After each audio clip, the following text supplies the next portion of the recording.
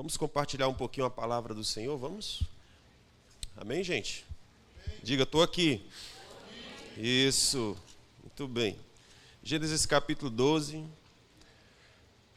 Hoje nós vamos conversar sobre a vida de Abraão e o que eu aprendi com Abraão, não é? Não vai dar para a gente explorar, obviamente, a vida de Abraão, que é uma vida muito rica, mas eu vou dizer pelo menos aquilo que tem abençoado a minha vida, que tem me abençoado através da história de Abraão. Podemos ler? Muito bem. Vocês abriram em Gênesis capítulo 12? Então pronto. Vamos ler. Ora, o Senhor disse a Abraão: sai-te da tua terra, da tua parentela, da casa de teu pai, para a terra que eu te mostrarei. Eu farei de ti uma grande nação, abençoar-te-ei e engrandecerei o teu nome. E tu ser uma bênção. Abençoarei aos que te abençoarem e amaldiçoarei aquele que te amaldiçoar. Em ti serão benditas todas as famílias da terra. Versículo 4, leia comigo. Partiu, pois, Abraão, como o Senhor lhe tinha ordenado. Novamente, partiu, pois, Abraão, como o Senhor lhe tinha ordenado. Muito bem. E Ló foi com ele. Obrigado, agora só eu. E tinha Abraão 75 anos quando saiu da terra de Harã. Muito bem. Então, eis que eu vos apresento aqui a história de Abraão, que a partir desse capítulo, nos capítulos seguintes, vão contar a trajetória, a história desse grande herói da fé, que é chamado Abraão. Então, são vários capítulos sobre a história dele. Eu peguei aqui só o início, o comecinho, para a partir daqui a gente começar a conversar um pouco sobre esse Abraão. Então nós estamos aqui no capítulo 12 de Gênesis. No domingo passado nós conversamos aqui sobre a vida de Caim.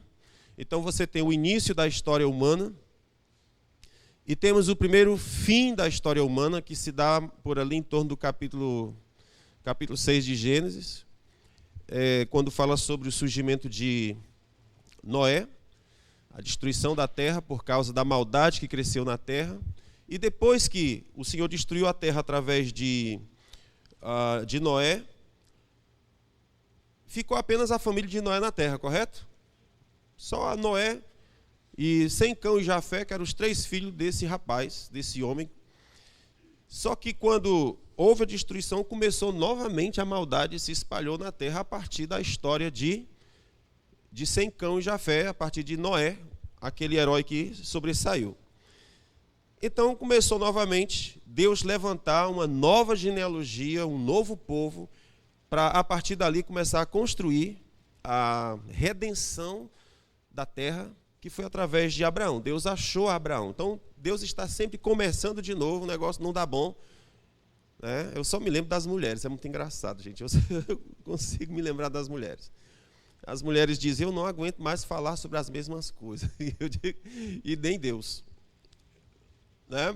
E nem Deus aguenta mais falar sobre as mesmas coisas. As mulheres sempre dizem: gente, eu não canso, já cansei, não quero mais falar, é o mesmo assunto, e ele não muda. Pois é, e Deus? Então, de tempo em tempo, Deus está destruindo a terra, começando de novo.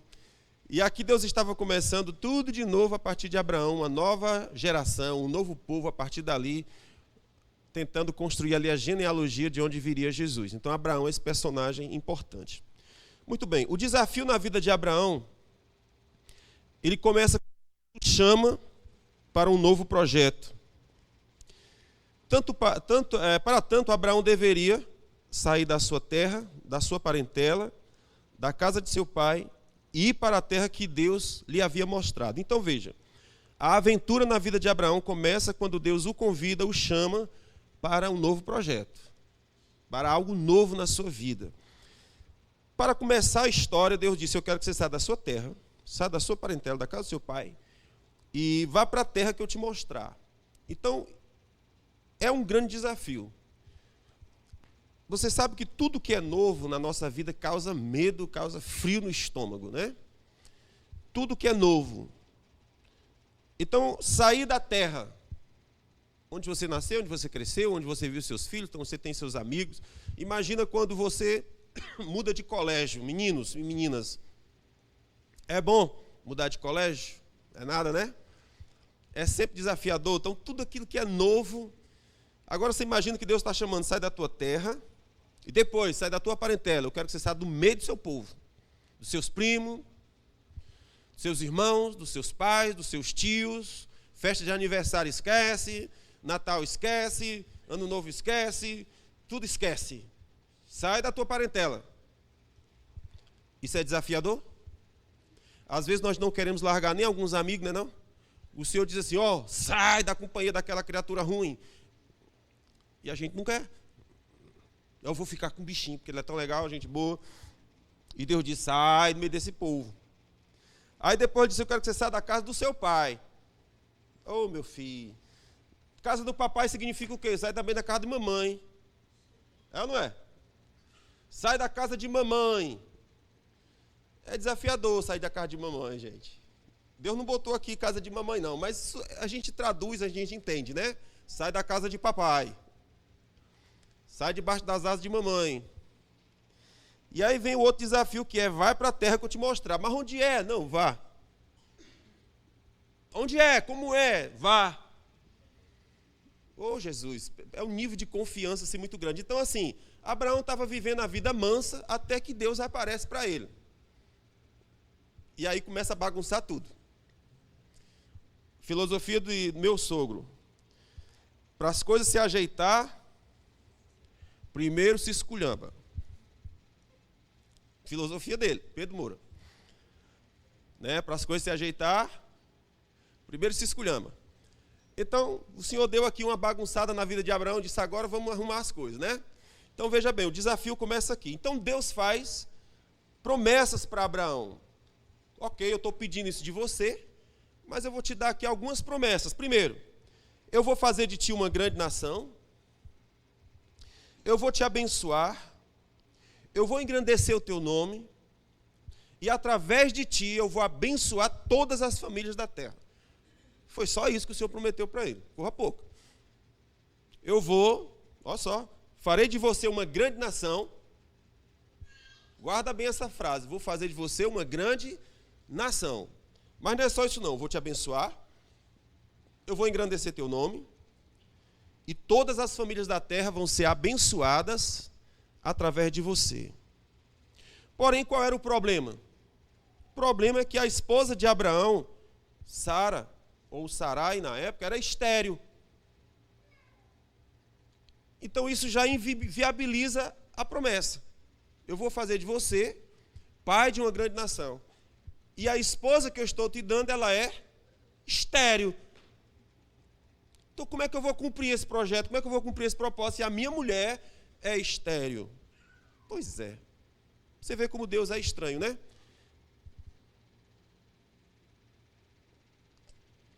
Deus chama o seu povo para construir uma grande obra no deserto. É tudo fora da curva. Deus constrói o seu projeto no deserto, não é no oásis. É no deserto. É no lugar improvável, é no lugar onde tudo tende a dar errado. Nunca é num lugar bom. Muito bem. Então o problema era que Deus fez uma promessa a Abraão, mas as circunstâncias de Abraão denunciavam que aquilo ia dar errado. A sua esposa era estéril. Mas eu vou logo dar um spoiler. Eu sei que você já assistiu a novela da Record.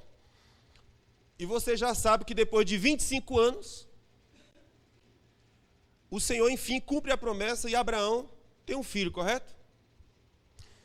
O nome dele se chama Isaac, ele teve um filho, porém, quando o menino cresce, o que Deus faz? Abraão, e diz assim, Abraão, eu quero que você sacrifique o seu menino para mim. Eu quero que você faça um altar né? Quero que você faça. Olha aqui, Levi. Ajeita aqui, isso. Eu quero que você faça um altar e ofereça esse menino para mim. Muito bem, então você percebe que quanto mais o tempo passa, mais possível fica o cumprimento da promessa, correto? O cara passou 25 anos orando, olhando para o seu corpo amortecido, a mulher piorando, e Deus dizendo, vou fazer de você uma grande nação. Vai nada. O senhor está brincando comigo. O senhor está brincando com o meu emocional. O senhor imagina o que é todo dia eu acordar, pensando no que o senhor falou e vendo que não vai dar certo. 25 anos. Não é fácil, não. Então, 25 anos naquela expectativa de fé, crendo, contra a esperança, contra as possibilidades. Aí, enfim, o menino nasce, o menino cresce. Quando o menino cresce, o Senhor disse, agora quero que você faça um altar e só ofereça esse menino para mim como se ele fosse um cordeiro. Aí o Abraão se levanta e vai levar o menino para sacrificar. Mas quando chega lá, novamente um spoiler da novela, o anjo brada do céu e diz, basta, já provastes que tu me ama, não sacrifica teu filho. O menino escapa.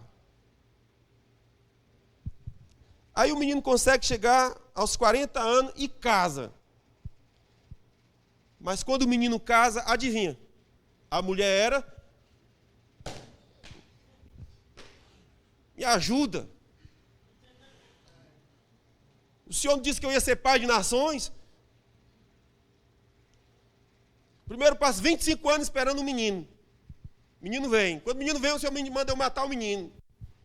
Aí escapa o menino. Aí o menino completa 40 anos, casa. Quando a mulher casa, é estéril. Aí lá vai o Isaac. A Bíblia fala que Isaac orou insistentemente. Por favor, repete comigo. Isaac orou insistentemente. Por 2 dias. Foi não. Foi 20 anos. Isaac orou insistentemente ao Senhor por 20 anos. Então, quando isso acontece, é que o ventre é aberto. A esposa de Isaac, quando abre com força. Vem logo uns gêmeos.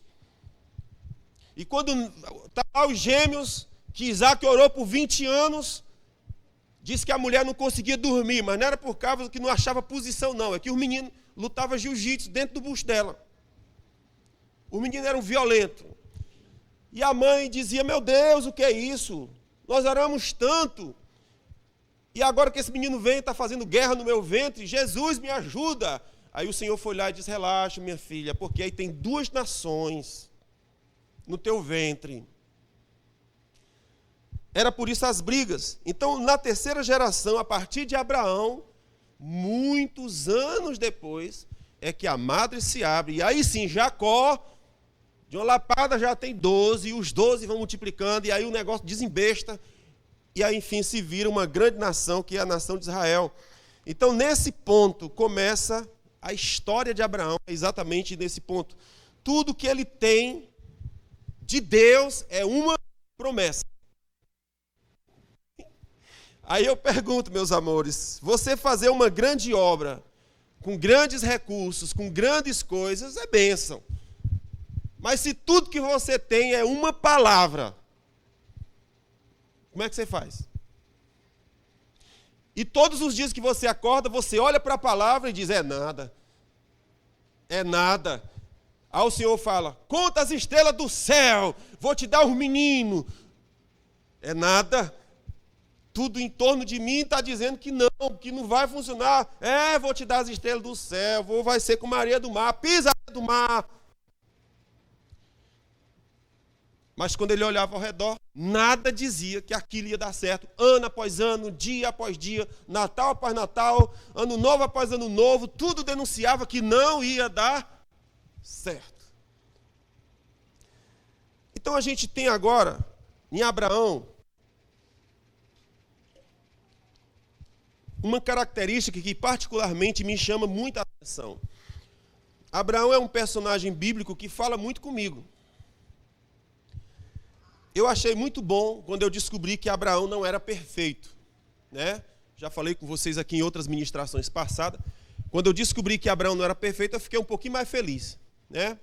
Porque eu achava que as coisas só davam certo porque os homens de Deus eram perfeitos. E quando eu descobri que ele não era, que só dava certo porque o Senhor, que fez a promessa, é poderoso para cumprir.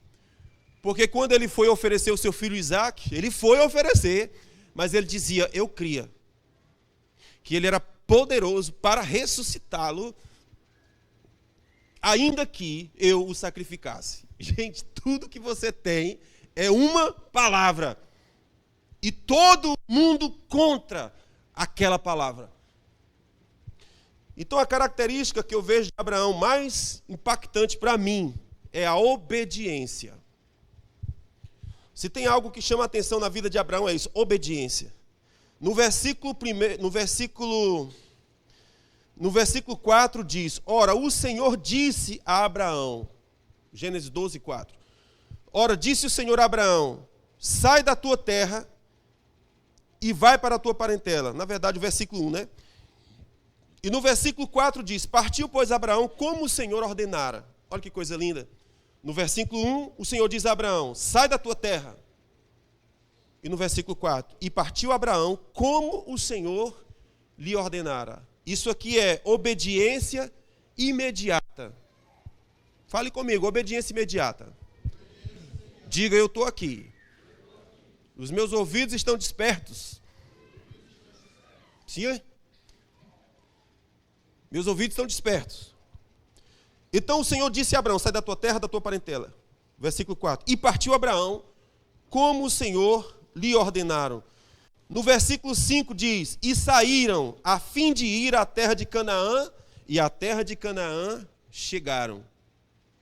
Quando você vê em Gênesis 22, falando sobre Abraão, acerca de oferecer Isaque como sacrifício, a Bíblia diz assim, ó, Gênesis 22, sucedeu, pois, depois destas coisas, que Deus provou a Abraão, dizendo, Abraão, e este respondeu, eis-me aqui, Senhor.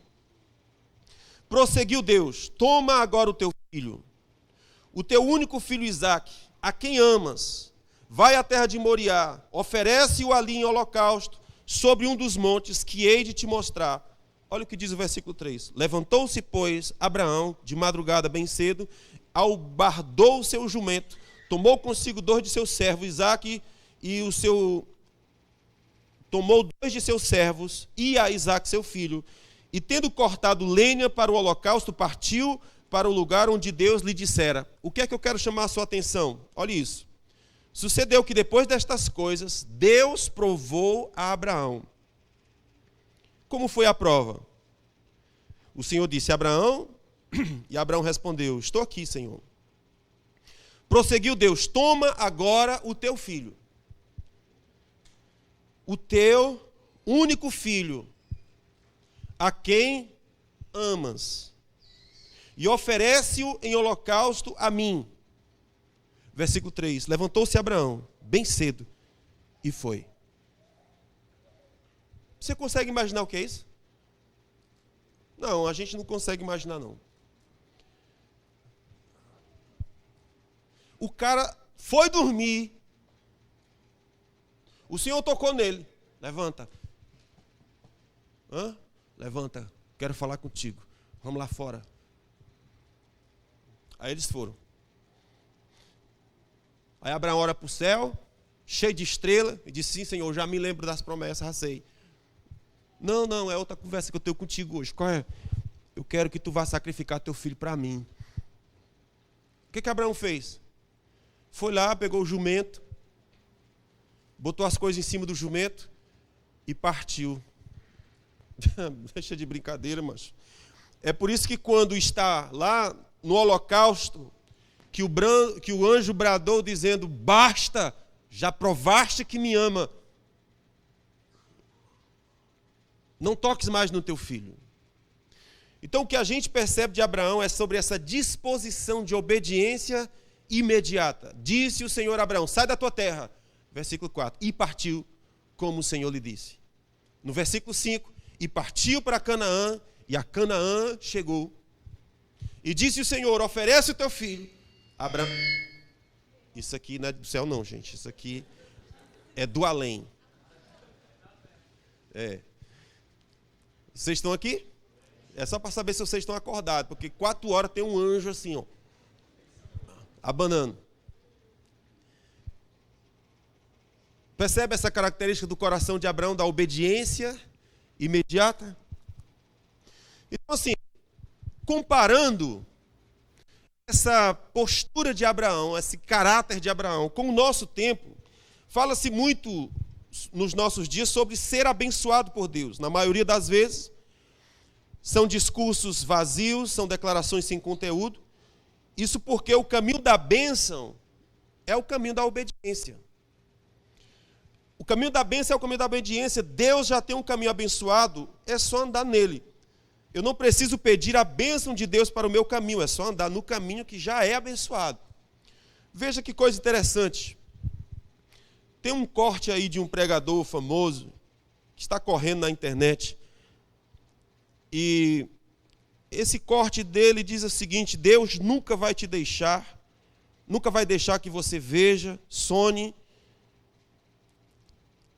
algo que Ele não possa dar a você. Se Deus deixou você ver, se Deus deixou você tocar, se Deus deixou você sentir, se Deus deixou você abraçar, se Deus deixou você experimentar, é porque Deus vai fazer essas coisas. Deus não é irresponsável de colocar sonhos que Ele não vai te dar.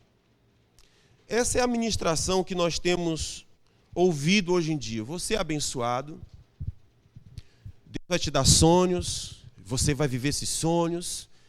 Se Deus não quisesse te dar esses sonhos, quisesse te dar, não te daria esses sonhos, você é abençoado.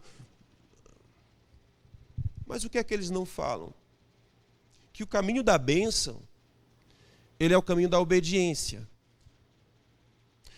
A bênção, ela é um fruto da obediência. Não é só porque Deus gostou de mim. Então hoje nós temos uma teologia que diz o seguinte: eu gosto de você, por causa disso vou te cobrir de bênçãos. Mas cadê a disposição de obediência? Para onde ela foi? Onde ela foi parar? É uma característica da teologia dos nossos dias. Já tem um outro grupo que diz o seguinte: como é que eu devo gastar a minha vida? Como é que eu vou achar o meu propósito? Qual é o conselho?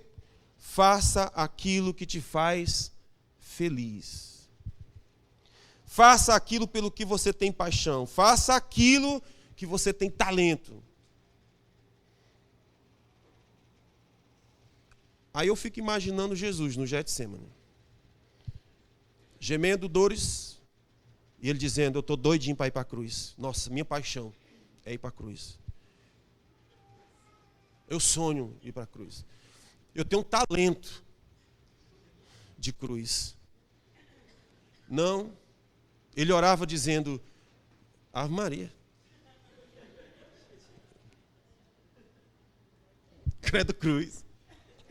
Né? Aparta de mim esse cálice. Tira isso de mim, né? Tira esse destino de mim.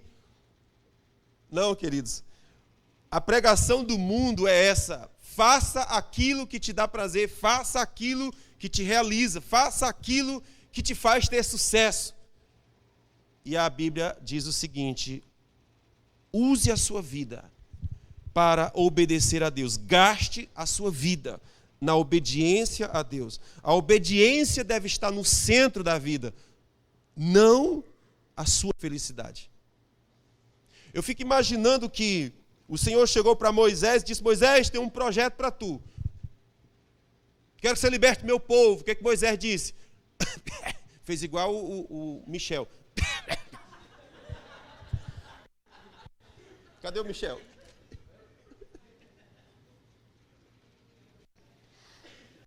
Que o Michel te diz: Michel, vamos ministrar o louvor.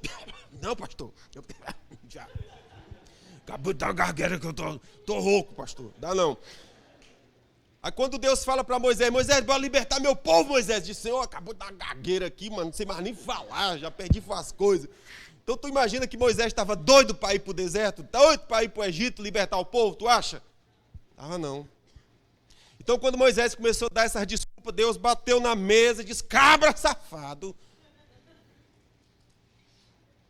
Aí Moisés viu que o negócio engrossou e disse, pô, então me arranja pelo menos um auxiliar. Ele disse, tá bom, isso aí eu posso fazer. Mas esse auxiliar só deu problema, só deu bucho ao longo da história. Na primeira vez que Moisés deixou Arão sozinho, ele trocou, foi o Deus do povo, não foi nem a teologia, foi Deus logo. Quando Moisés desceu do monte, o povo estava adorando um bezerro. Nossa! Pois é, esse foi o auxiliar que o Moisés pediu. Seria melhor que ele tivesse ficado só, né? Pois bem, então veja, a teologia do mundo dispensa a obediência. A obediência tem um sacrifício. A Bíblia diz que Jesus ele aprendeu a obediência por meio daquilo que sofreu. O que significa dizer que não haverá obediência sem sofrimento. Toda obediência exigirá abdicar, abrir mão de coisas que você gosta. Mas se a gente for na filosofia do mundo, diz que quer ser feliz, quer achar teu propósito, quer achar a realização da tua vida, faz aquilo que tu ama. Não, filho. Quer achar o propósito da vida? Obedece a palavra que Deus entregou a você. Deus não falou nada comigo. Eu devo ser surdo espiritual. Não tem um surdo físico? O Luciano Subirá que faz essa brincadeira, né? Tem um surdo físico? Deve ter um surdo espiritual também. O meu problema é que eu não escuto Deus. Então pronto, se eu não escuto Deus, está tudo certo. Aí o Luciano veio uma palavra no coração e disse para o irmão, eu acho que você é um tolo. Por que você está se acordando todo dia 3 da manhã? Ele disse, como é que o senhor sabe? Eu disse, pois é.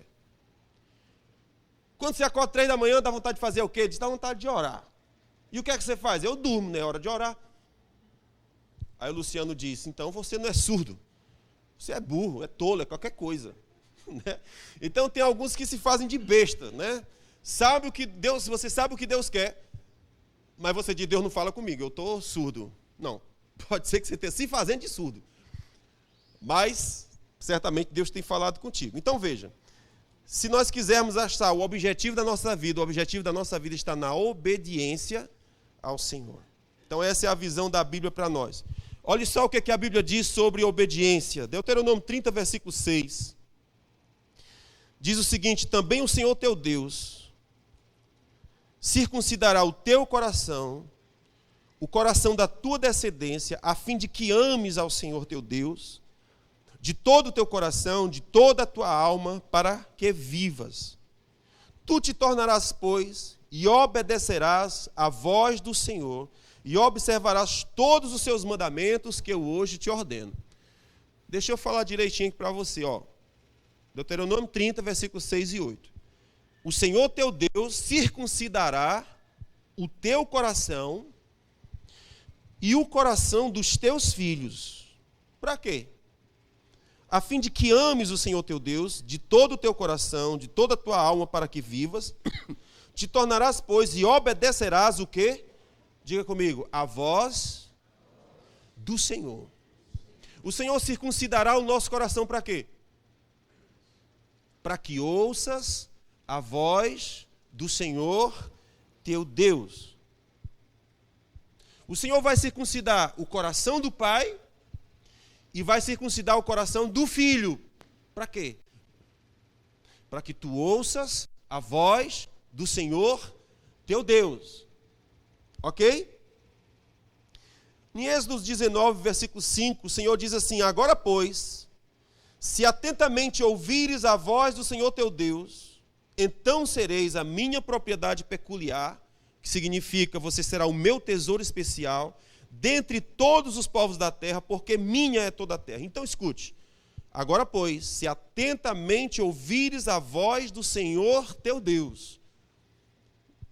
Então o que o Senhor está procurando do seu povo? Alguém que tenha ouvidos para ouvir atentamente a voz do Senhor teu Deus. Deuteronômios 8:1, gosto muito desse texto.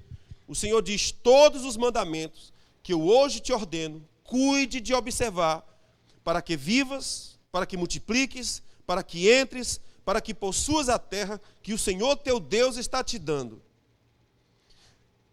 Você concorda comigo que viver, multiplicar, entrar, possuir, isso é bênção? Sim ou não? Para que você viva, para que você multiplique, para que você entre, para que você possui. O que é que o Senhor diz? Todos os mandamentos que eu hoje te dou, eu estou dando para que você obedeça.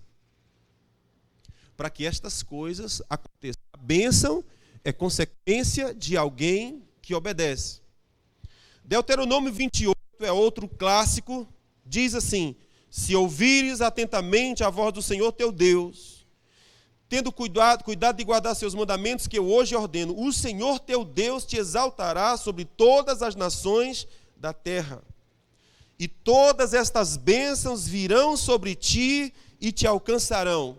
Como? Se ouvires atentamente a voz do Senhor teu Deus. Vou repetir. Se ouvires atentamente a voz do Senhor teu Deus, o Senhor teu Deus te exaltará. Você concorda que exaltar é uma bênção? Mas como é que ele faz para que você seja exaltado?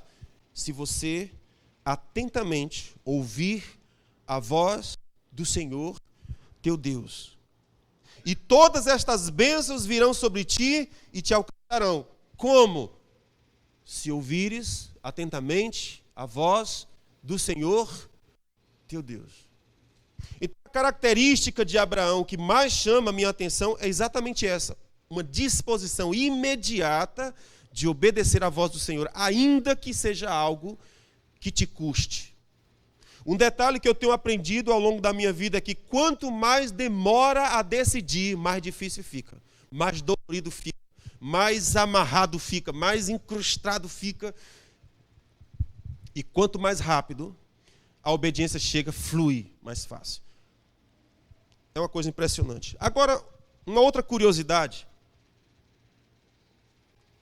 sobre Abraão é acerca do pai de Abraão, que é Terá ou Tera. Eu vou chamar de Terá. Mas as duas formas estão certas, tanto Terá como Tera. O pai de Abraão é uma curiosidade bem interessante, porque a história de Abraão, na verdade, começa no capítulo 11, no versículo 26. Tera, que é o pai de Abraão, viveu 70 anos e gerou Abraão, Naor e Harã. Aí diz os textos seguintes, os versículos seguintes, que esse Tera pegou os seus filhos e foi embora na direção de Canaã. Mas ele o foi depois que um dos seus filhos morreram. Tera teve 3 filhos, Abraão, Naor e Harã. Aí diz que quando Harã morreu, ele pegou Abraão e a sua família e partiu na direção de Canaã. Mas no versículo 32, no versículo 31, está escrito que ele chegou numa cidade chamada Harã e ali habitou. E foram os dias de Tera 205 anos e morreu Tera em Harã. Olha que coisa interessante. A minha teoria, isso é uma teoria minha, eu penso que Deus chamou primeiro Tera, não foi Abraão. Pode ser que isso seja uma heresia, mas é como eu acho. Eu acho que Deus chamou primeiro Tera. Por isso que ele pegou a família e foi na direção de Canaã. Só que quando ele chegou em Harã, ele habitou ali e disse: eu vou ficar por aqui mesmo. Essa palavra Harã, essa terra Harã, ela significa terra boa para a velhice. Então eu penso que o Harã, o Terá, ele pegou os seus filhos e foi na direção de Canaã. Só que ele encontrou uma boa cidade que era Harã e disse: vou ficar por aqui mesmo.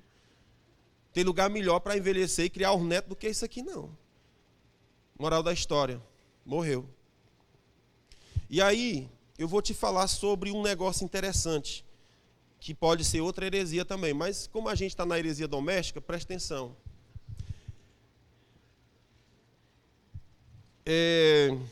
a unção, ela tem um elemento de morte nela.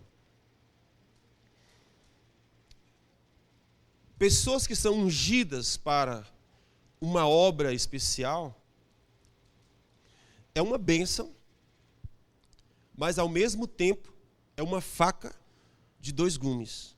Gera vida e também gera morte. Uma coisa interessante que eu observo sobre o pai de Abraão é que ele só partiu depois que o filho Arã morreu.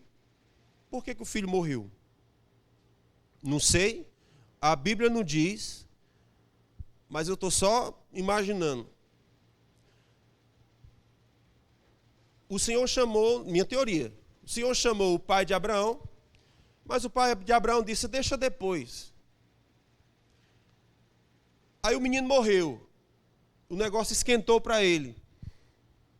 Aí ele disse, acho bom eu ir logo. Senão vai que outro, papoca também, né? Aí pegou os meninos e disse, negada, vamos logo. Arruma o jumento aí, vamos logo.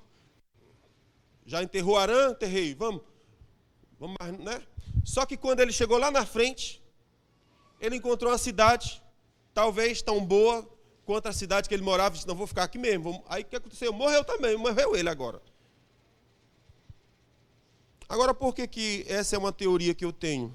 Porque adivinha qual é o significado do nome Terá? Significa procrastinador, aquele que adia. Então a característica do pai de Abraão é aquele que adia, é aquele que deixa para depois. Ele só tomou alguma atitude quando algo queimou na sua carne. Isso é teoria minha, estou só confabulando aqui. O filho dele morreu, ele disse, agora tem mais jeito não, eu vou, agora eu vou. Aí foi, só que chegou lá na frente, achou uma cidade boa, aí ele deixou de ir. Aí agora quem morreu foi ele. O que significa dizer que se o Senhor nos chama para uma obra e nós nos recusamos a ir, tem consequências. Tá, eu sei. E Deus tem misericórdia da minha alma, né? E que se retire de nós esse espírito de procrastinação. Senhor, depois, como se nós fôssemos senhores de nós mesmos.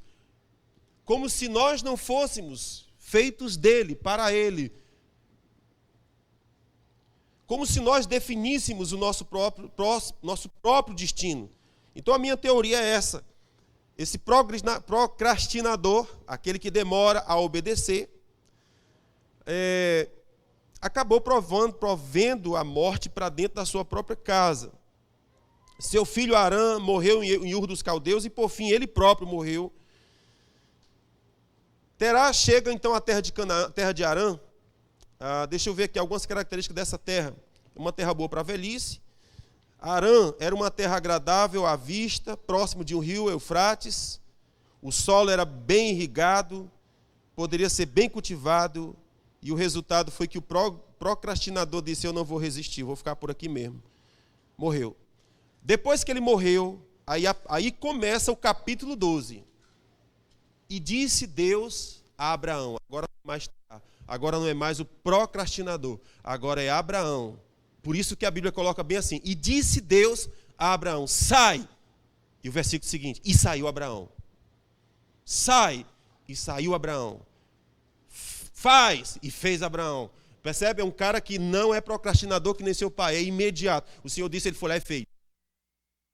Essa é a característica definidora desse rapaz chamado Abraão. Agora, qual é um detalhe interessante? Observe isso aqui. Cadê Luquinha? Me ajuda aqui. Cadê ele?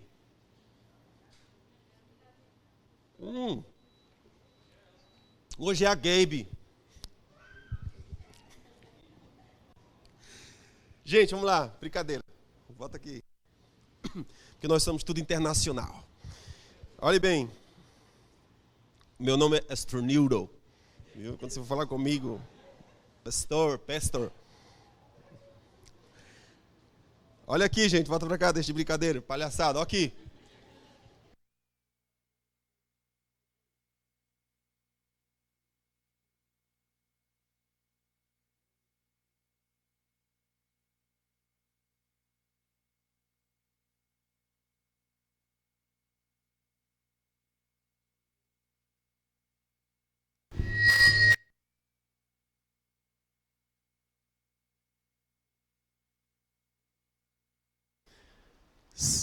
Chegou. Olha pra cá. Vocês estão aqui comigo? Baixa aí, macho. Olha aqui. Então, o que significava o nome do pai de Abraão? Diga comigo. Procrastinador. Aquele que adia. Aquele que deixa para depois. O resultado foi o quê? Aumenta só um pouquinho. O resultado foi que morte chegou na sua casa. Por causa da sua desobediência. O irmão Kenneth Reagan, ele diz que foi curado pelo Senhor aos 17 anos de idade. De doenças de doenças mortais. O Senhor o levantou da cama. E o irmão Kenneth Reagan morreu aos 84 anos, se eu não estou enganado. E ele disse que desde o dia que o Senhor o levantou da cama até o dia que ele morreu, ele não teve uma dor de cabeça. Exceto quando ele estava em franca desobediência. As dores vinham sobre ele de morte.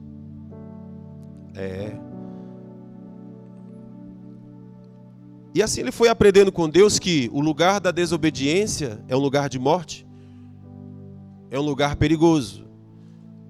Na teologia que nós ouvimos hoje, isso não existe.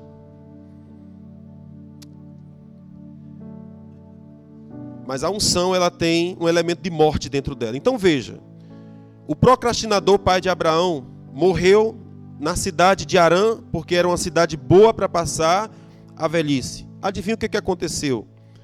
Quando Abraão decide obedecer ao Senhor, na rota para Canaã, estava a cidade de Damasco. Inclusive o servo de Abraão era chamado de Damasceno. Ele vinha de Damasco, ele era de Damasco. E o que essa cidade de Damasco tem de tão especial? Disse que ela era uma cidade tão encantadora que Maomé temia ser seduzido pelo charme dela. Maomé não se aventurava a entrar na cidade.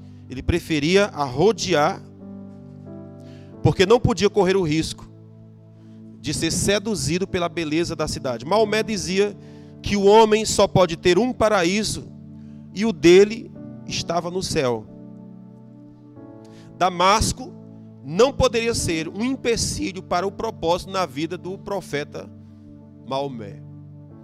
Essa cidade estava na rota de Abraão. O que é que eu aprendo aqui? Que aquilo que o pai não venceu, sobra para o filho. Damasco era para Abraão, assim como foi Harã, a cidade de Harã, para o pai de Abraão. Abraão teve que vencer a tentação daquela belíssima e formosa cidade, uma boa cidade para passar a velhice. A boa cidade para passar a velhice para Terá era Harã, e a boa cidade para Abraão era Damasco. E Abraão precisou vencer esse negócio. Um outro detalhe importante sobre a vida de Abraão, a Bíblia diz que quando Abraão saiu para ir para Canaã, que ele chegou na terra de Canaã, a Bíblia diz, havia fome naquela terra. E porque havia fome na terra, a Bíblia diz, Abraão desceu ao Egito.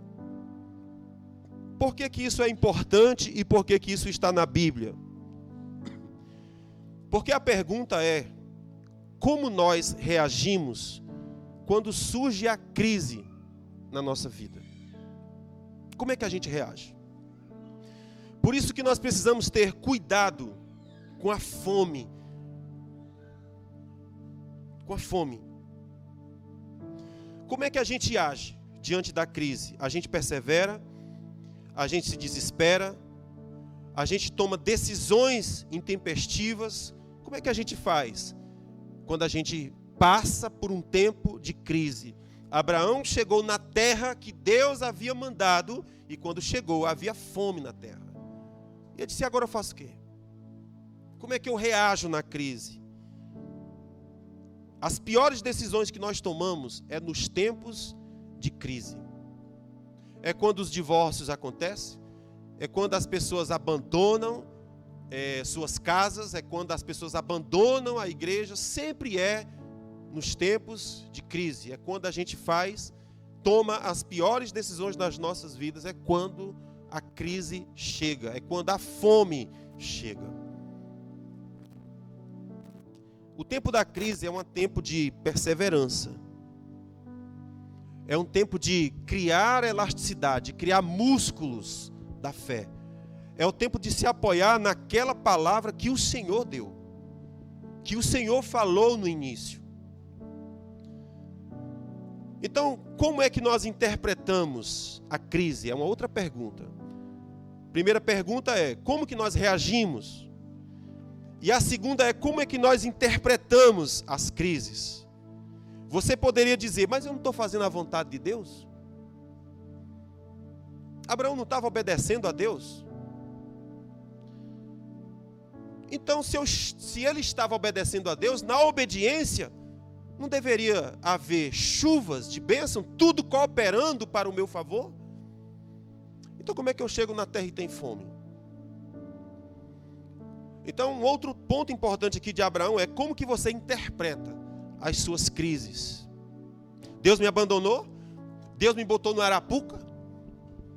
Porque foi assim que Israel fez. Quando Deus tirou o povo do Egito, eles estavam no deserto, eles disseram: por que Deus nos odeia tanto?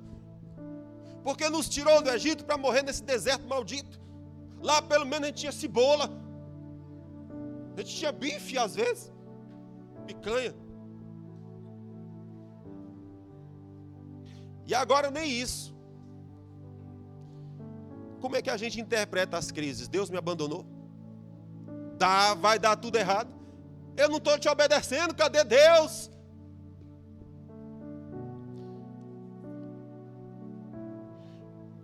Uma coisa que você tem que saber é que quando Deus chama alguém para realizar uma tarefa, Satanás trabalhará para lançar o maior número de obstáculos, a fim de atrapalhar a realização dos planos. Ora, em vez de você interpretar e entender quem está por trás da crise, você se volta contra o que te chamou. Por que ele me abandonou? Por que tem fome na terra? Eu não estou obedecendo. Eu larguei tudo lá em casa, larguei a empresa, larguei minhas coisas, larguei tudo para obedecer ao Senhor. Aí eu chego aqui e tem fome? Como assim? Irmãos, deixa eu dizer para vocês, o nosso espelho é Jesus. Jesus falou assim: se me chamaram de Beelzebu, não espere que vão chamar vocês de coisa melhor. Sim? Estão chamando você de Beelzebu? Então não? Então você ainda está um crente fraco. Você tem que incomodar tanto o inferno. Tem que deixar o cão tão doido que as pessoas vão dizer na rua: você é um Beelzebu. Quando na verdade você está sendo a luz no deserto, e a luz incomoda o inferno. Quando Abraão chegou na terra da promessa, havia fome. O diabo vai se levantar para que você não realize a tarefa. Ele vai trabalhar para lançar o maior número de obstáculos, a fim de atrapalhar a realização dos planos. E eu vou lhe dizer, às vezes, não é coisa ruim não, é coisa boa que vai acontecer. Mas qual é o objetivo? É que você não realize o que tem que realizar. Eu vou lhe citar exemplo. Na vida de Jesus, assim, pode ler o livro de Lucas que você vai ver isso claramente. Assim que Jesus começa seu ministério, primeiro povoado que ele chega, o pessoal diz assim: Jesus, vamos fazer um acordo? Qual é? nós vamos te dar casa, comida e roupa lavada. Tão somente fica conosco, nós vamos cuidar de ti. Você acha que aquela galera não ia suprir Jesus de tudo? Ia. Porque ele disse: nós te amamos, nós te queremos, nós te veneramos, tu é demais, a unção que tem sobre ti, uau! Qual foi a resposta de Jesus? Ele disse: eu vim para as tribos de Israel. Eu vou a cada povoado, eu vou a cada lugar. Foi para isso que Deus me chamou. Ele saiu dali e foi seguir seu ministério. Quando chega mais na frente, ele sobe com os discípulos ao monte. Quando ele sobe ao monte, a glória vem. Pedro, Tiago e João dizem assim: vamos fazer uma cabana para nós. Vamos fazer a igreja do monte. Mas para quem é essa igreja? É para tu, Pedro, Tiago e João. Só para nós. Aí Jesus olha para debaixo do monte e diz: está vendo lá, ó, endemoniado, gritando lá. E os discípulos não estão conseguindo expulsar. Desçamos, pois. Eu não fui chamado para Pedro, Tiago e João. Eu não fui chamado para a igreja do monte. Eu fui chamado para curar e libertar. É meu chamado. Jesus desceu. Quando chega mais na frente, lá vem os gregos. E os gregos dizem: temos um projeto para o Senhor. Aí Jesus manda responder: diga a eles, o grão de trigo, se ele cair na terra e ficar só, aliás, e não morrer, se o grão de trigo caindo na terra não morrer, ele vai ficar só. Mas se morrer, vai produzir muitos frutos. Jesus estava dizendo: eu sou o grão de trigo. Eu tenho que morrer. Fui chamado para morrer. É o meu destino morrer. É o meu projeto morrer. Eu não posso ir para Harvard da Grécia. Eu não posso me tornar um mestre, um filósofo, como Platão e Aristóteles. Porque como Jesus não há. Mas isso só ocorreria se o grão de trigo caindo na terra morresse. O que é isso aqui? São estratagemas do diabo dizendo: eu tenho que barrar você. Perceba, nem sempre é a fome. Nem sempre é a fome. Às vezes é outro tipo de fome. Que tipo de fome é esse? De ser acolhido, de ser amado, de ser abraçado. Ora, alguém que foi rejeitado pelos seus irmãos, não vai querer alguém que diga: nossa, tu é demais? Pois é, o diabo tentou pegar Jesus em todas essas coisas, mas não foi para isso que eu fui chamado. Então escute bem, a fome, ela tem esse significado e nós seremos testados na forma como nós vamos reagir aos tempos de crise. Como que nós vamos interpretar as crises que acontecem? É Deus que está contra mim? Ou são obstáculos que o diabo está lançando para que eu não cumpra o projeto?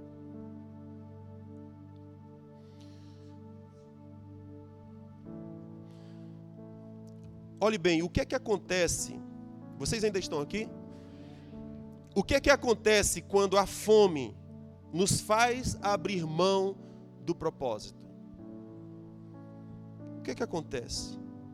Gênesis 12:16 diz assim: Faraó tratou bem a Abraão por causa de Sara, e este veio a ter ovelhas, bois e jumentos e camelos. O que é que acontece quando a fome nos faz abrir mão do propósito? O Faraó vai te tratar muito bem. Este veio a ter ovelhas, bois, jumentos e camelos. Eu vou te tratar bem, tão somente fica no Egito. Não vá para Canaã, terra para a qual o Senhor te chamou. Fica no Egito, eu vou te tratar bem. Veja, é uma troca, é uma negociação. Mas pela misericórdia de Deus, o Senhor intervém nessa situação. Eu quero só destacar aqui detalhe de que alguns pregadores fazem nessa passagem. eles dizem assim: perceba como Deus é bom.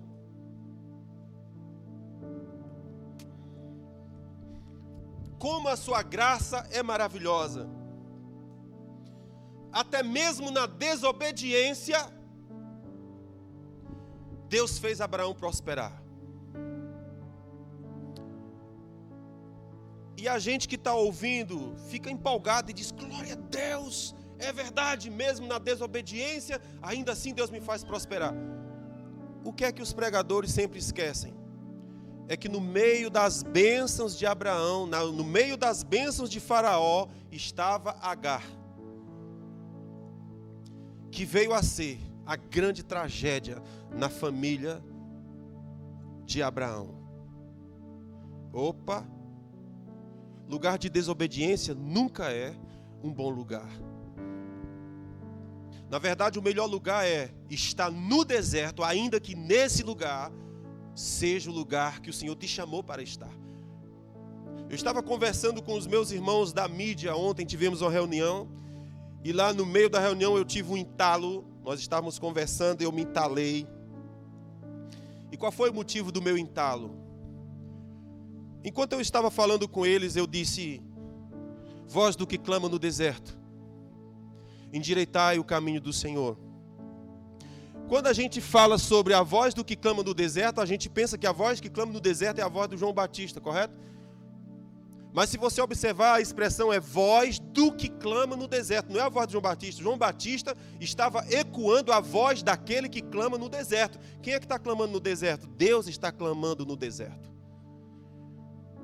E havia um homem chamado João Batista que estava sendo o eco dessa voz. Agora a pergunta: por que a voz de Deus estava clamando no deserto?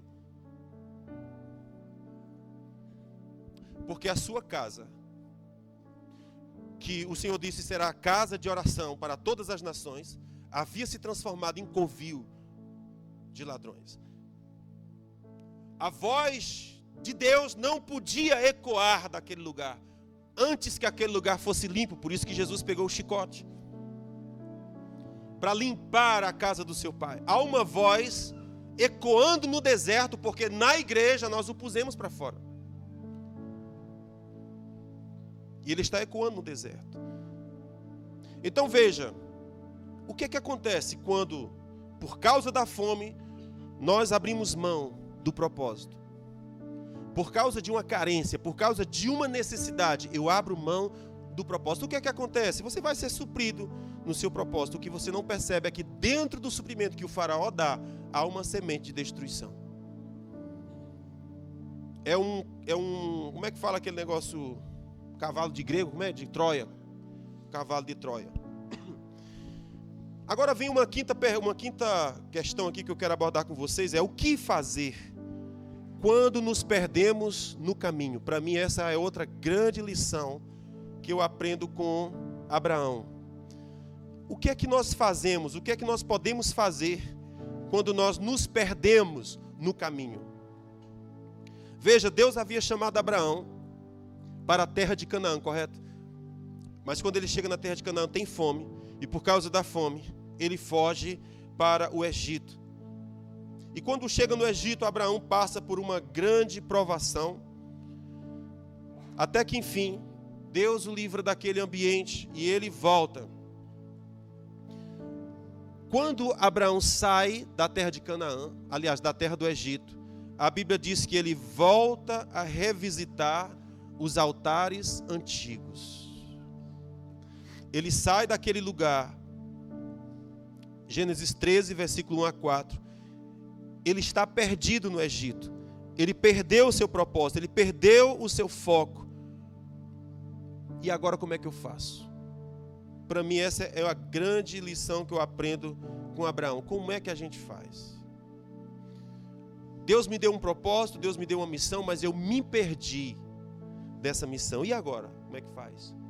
A estratégia de Abraão, a Bíblia fala que ele se levantou e voltou para Betel. Betel foi o primeiro lugar onde Abraão levantou um altar ao Senhor, quando ele saiu de Harã para Canaã. Ele chegou em Harã, aliás, chegou em Betel, construiu um altar ao Senhor. Então, quando ele se perdeu no Egito, ele arrumou suas malas e disse: já sei para onde eu vou. Vou voltar para Betel, o lugar onde eu comecei. Gente, isso é tremendo. Algumas vezes, pessoas dizem assim: eu já vivi algo em Deus, mas eu não consigo mais retornar àquele lugar. Como é que eu faço? Eu já tive um lugar em Deus, mas eu perdi. Eu não sei como voltar. Talvez alguns de vocês não saibam nem do que eu estou falando. E talvez uma outra boa parte de vocês já tiveram tempos de ouro na sua caminhada com Deus. Mas por alguma razão, você se perdeu no processo. E ao se perder no processo, a pergunta que fica é: como é que faz para retornar? Como é que faz para começar de novo? Porque eu troquei a terra da promessa pelo Egito. E ao fazer isso eu me perdi. Como é que eu faço? A estratégia de Abraão foi: volte a visitar os altares antigos. Os altares que antes você havia construído. Esse mesmo princípio você vai achar em Apocalipse capítulo 2. O Senhor diz: eu tenho uma coisa contra ti, e é que tu deixaste o teu primeiro amor. Arrepende-te, pois. Senão brevemente eu virei a ti e vou remover do seu lugar o teu candeeiro. Volta, pois, às práticas das primeiras obras. Arrepende-te. O arrependimento era no sentido de que para de fazer o que está fazendo e volta para o começo. Volta para o início. Há uma possibilidade, irmãos, de que nós nos percamos no caminho. Mas ao nos perder, nós temos que saber como é que volta. Tranquilo? Qual é a estratégia de Deus? Construa os altares onde você já viveu um dia. Pergunto para você: isso é fácil? Não é fácil. Não é um passo de mágica. Vixe, eu sei como fazer. É nada. Você não quer voltar. Sua carne não quer voltar. A sua carne está governando a vida. Então como é que você volta? A carne não quer. É um processo difícil, mas a gente sabe que o processo é esse: volte aos altares que antes você havia construído. Volte à prática das primeiras obras. Volte ao começo, volte ao início. Por último, para mim encerrar a minha fala, eu quero falar com você sobre o custo das decisões na carne. Diga comigo: as decisões na carne têm um custo. O que são as decisões na carne? São aquelas decisões que você tomou baseado no seu raciocínio, na sua inteligência. Não foi porque o Senhor te falou. Não foi porque você recebeu uma palavra do Senhor. Você simplesmente concluiu, deduziu e fez. No livro de Tiago, capítulo 4, versículo 13, é um texto tremendo. A Bíblia diz assim: e agora vós que dizeis: hoje ou amanhã iremos a tal cidade, e lá passaremos um ano. Vamos negociar e ganharemos muito dinheiro. No entanto, não sabeis o que sucederá amanhã, que é a vossa vida. Sois um vapor que por um pouco existe e logo desvanece. Em lugar disso, devias dizer: se o Senhor quiser, se for da sua vontade, nós viveremos e nós faremos isto e aquilo. Mas agora, vocês, orgulhosos, vos jactais nas vossas presunções. Toda jactância como tal é maligna. Aquele, pois, que sabe fazer o bem e não faz, comete pecado. Isso aqui acontece continuamente, amados. Nós estamos dizendo a partir da nossa própria cabeça, dizendo: eu farei, eu derrubarei, eu construirei, eu farei. Mas ninguém está perguntando o que Deus está dizendo, o que Deus quer, qual é a sua vontade. E Ele está dizendo: isso é jactância, isso é arrogância, isso é presunção, isso é maligno. Ao invés disso, devias dizer: se o Senhor quiser, se for a sua vontade, nós viveremos e nós faremos. Aí sim, nós faremos, nós derribaremos, nós construiremos, porque eu estou agindo tranquilamente sobre uma palavra que o Senhor me disse. Então veja, Os frutos da carne, das ações da carne de Abraão foi, ele levou Ló consigo. Abraão decidiu, o Senhor disse, sai da tua parentela. Ele disse, não, eu vou levar Ló comigo. Foi uma decisão dele. Quando a gente vai ver a história, Ló deu apenas trabalho.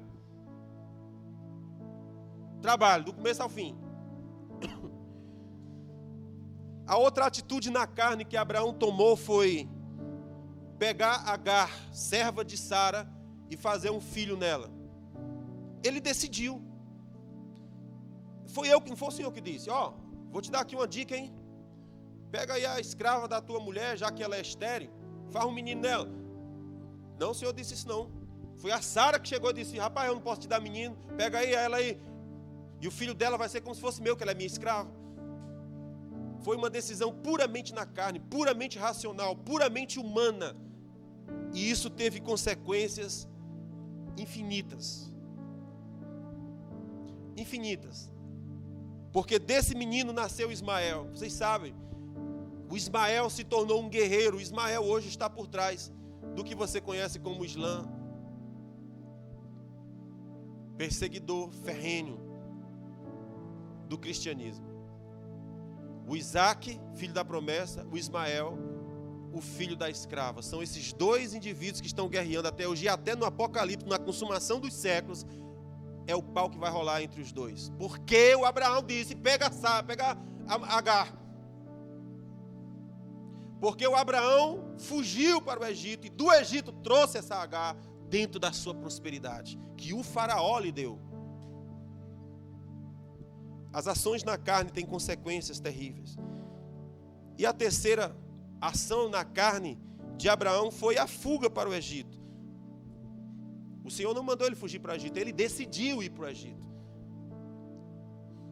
Quando a gente vai perceber uns detalhes interessantes do que vai acontecer com os netos e os bisnetos de Abraão, olha só. Por causa da fome, o Abraão buscou refúgio no Egito, correto? Mais tarde, por causa da fome, Jacó e sua família também precisaram ir para o Egito. O Abraão fugiu para o Egito, agora era o seu neto, que por causa da fome tinha que ir para o Egito. Houve fraude. Quando Abraão foi para o Egito, Abraão disse, Sara não é minha mulher. Para que o Jacó fosse para o Egito, também houve fraude.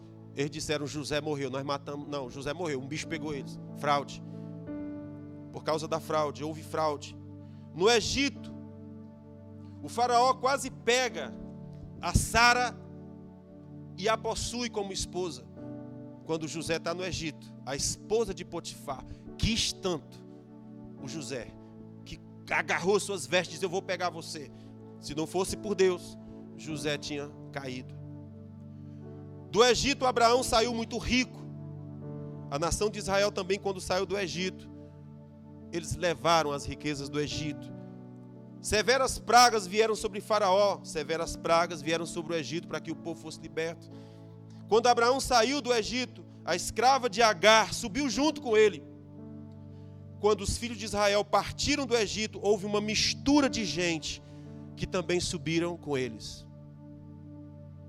Dentre esses estavam Janes e Jambres, que você vai ver em 2 Timóteo, capítulo 3, se eu não estou enganado. Janes e Jambres eram dentre aqueles do Egito que subiram junto com Moisés. E eles foram aqueles que estavam por trás das grandes murmurações e levantes que aconteceu no meio do povo. A mistura que subiu do Egito. Ok? Essas coisas que eu estou dizendo pode ser apenas coincidência, certo?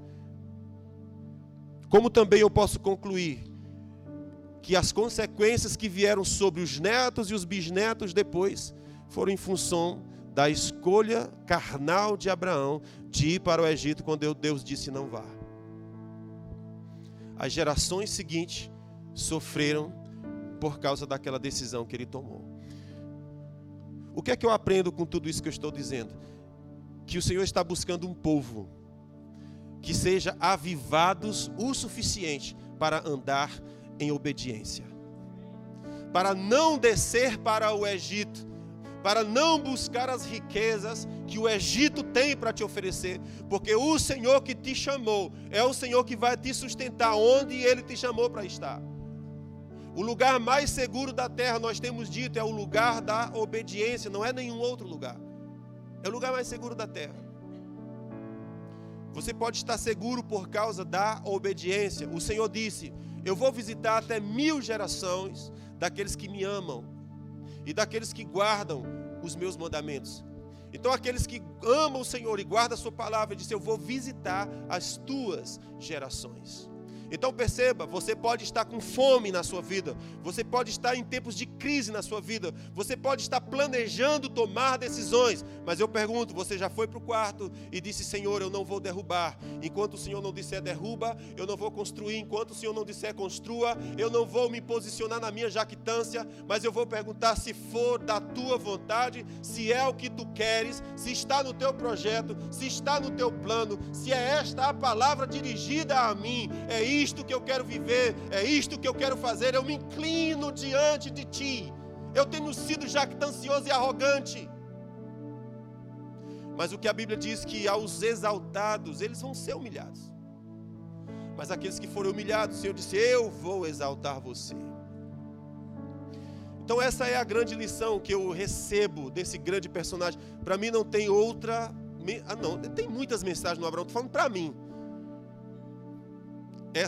Essa graça de Abraão, de obedecer prontamente ao Senhor. O Senhor disse: sai. No versículo seguinte: e saiu Abraão. O Senhor disse: faz. No versículo seguinte: e fez Abraão. Gente, que coisa tremenda. Que coisa tremenda. Que Deus abençoe a vida de vocês.